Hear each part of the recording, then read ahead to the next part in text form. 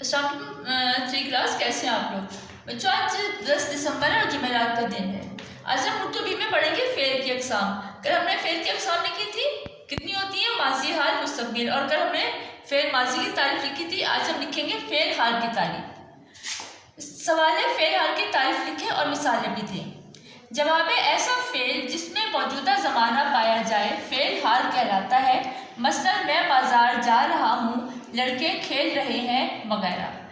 بچوں یہ وہ زمانہ ہوتا ہے جس میں کام ہو رہا ہوتا ہے، ختم نہیں ہو چکا ہوتا یا ہونے والا نہیں ہوتا، ٹھیک ہے؟ جو کام جاری ہوتا ہے جس زمانے میں، اسے کہتے ہیں فعل حال۔